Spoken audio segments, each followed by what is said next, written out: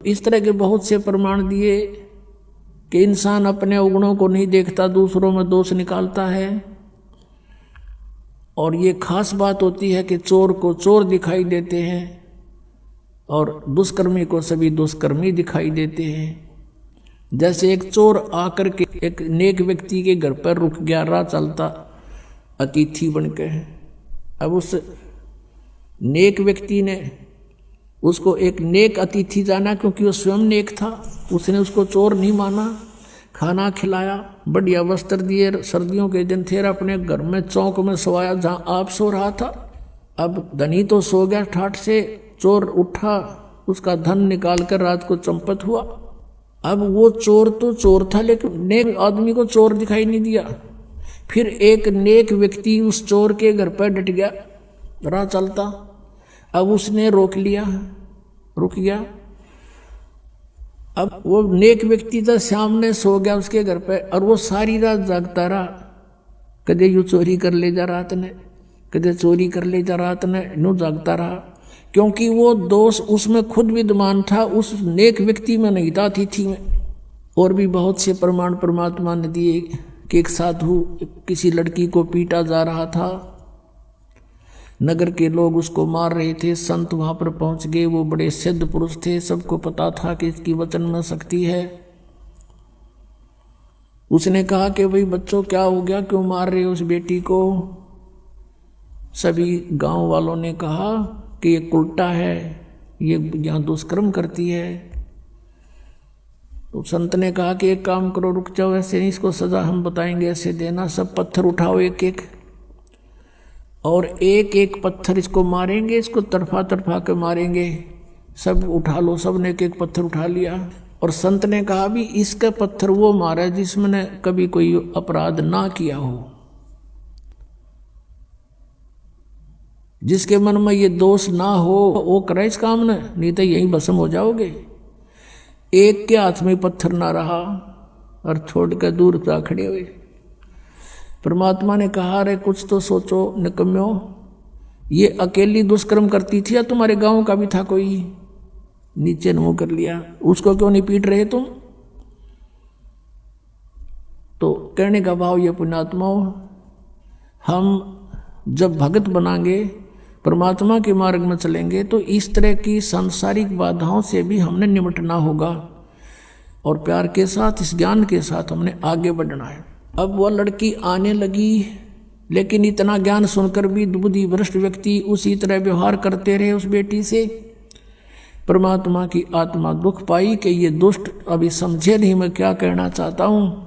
अरे जब इनके इतने कष्ट थे, सब सोच जिक्र करा करते हैं, भगवान हमें ऐसे सुख हो गया, मुझे ऐसे सुख हो गया, आपकी दया होगी, हमारे तो बुरा हाल हो रहा था, आपने बसा दिए।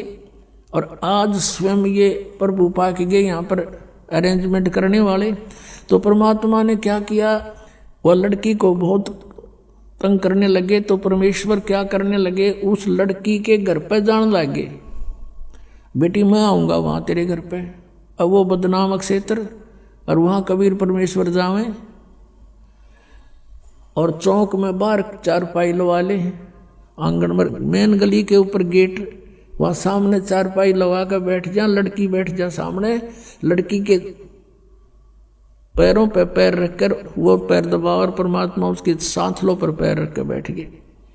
और वो चेले जार ने देखे, खे दे ही जा, और भी बताऊँ, कहा जा दिखाऊँ तेरे गुरु जी के कारनामे। अब कहने का भाव यह है कि परमात्मा ने सोची या सुर अच्छी ना होती, लाइन का एक कब परीक्षा कर लो, किसी एक भक्त रह रहेंगे, उनको समझ चुके थे कुछ हद तक आदरणीय रविदास साहिब जी, और वो ज़्यादातर कबीर साहिब के साथ ही रहते थे। रविदास जी से कहा कि भगत एक काम कर, एक हाथी ले आ किराए पे, हाथी किराए पे ले आए, और उस लड़की से कहा बेटी कल तो पूरा श्रृंगार करके आ जाना। अब ठीक पिताजी, जो आपकी आज्ञा, आपकी बेटी हाजिर रहेगी। तो उसने ऐसे अपना सारा श्रृंगार किया। और परमात्मा कबीर जी ने क्या किया, एक बोतल में गंगा जल भर लिया, सफ़ेद बोतल में, लड़की को बिठा लिया बीच में, और हाथी के ऊपर रविदास जी को बना दिया ड्राइवर यानी पीलवान, और आप बैठ गए पिछले साइड में, और लड़की के कंधे पर हाथ रख लिया, आधा लटके न्यू आगे ने चेस्ट की तरफ, और एक हाथ में वह गंगा जल और बोतल पीवे न्यू, और उस लड़की न्यू करे उड़े बैठे बैठे। अब परमात्मा ने कहा उसको रविदास जी को कि मेन बाजार में के काट दिया अपनी गाड़ी को। अब मेन बाजार में के काट दिया परमात्मा ने वो हाथी, और जो देखा वो अरे कौन है यो भाई, सरेआम वैश्यावृत्ति शुरू करती कि कबीर है जो लाया धानक कबीर, भगवान बतावे थे उनके चेला लाओ बुला बुला के कि आजा तेरे गुरु जी के कारनामे दिखाते हैं। वो जो सा देखा नू कह ना मैं तो जाया करता कदे कदे, मैं ना जाता था वहां पर, मुझे तो फलाना लेके गया था एक दिन। इस तरह कहने का भाव ये है कि 64 लाख का ग्रुप हो गया था, और इस लीला न देख के एक नहीं पाया टोया भी, सब विमुख हो गए परमात्मा से। अब क्या बताते हैं आदरणीय गरीबदास साहब जी कहते हैं परमेश्वर ने यह लीला किस लिए की थी कि बड़ुआ बड़ुआ सब कहें कोई न जाने खोजी, दास गरीब कबीर कर्म यो डारे सिर का बोझे। सब उसको बड़ुआ बड़ुआ कहने लगे परमात्मा को, कोई गहराई से समझ नहीं सका ये लीला क्यों की थी कि दास गरीब, गरीबदास साहब जी कह रहे हैं कि कबीर कर्म और डाल सिर का बोझ, कि ये 64 लाख का वजन धर लिया सिर के ऊपर, एक भी चेला नहीं ये मोक्ष होने दोगा, कहते इनको अपने सिर से पटक रहा है इनको नीचे। अब परमात्मा उनसे कहा करते थे कि जब तुम्हारा विनाश होया पड़ा था, किसी को कोई दुख था, किसी को कोई दुख था, जब तो मैं भगवान था और आज मैं शैतान हो गया, इतनी बुद्धि काम करती है।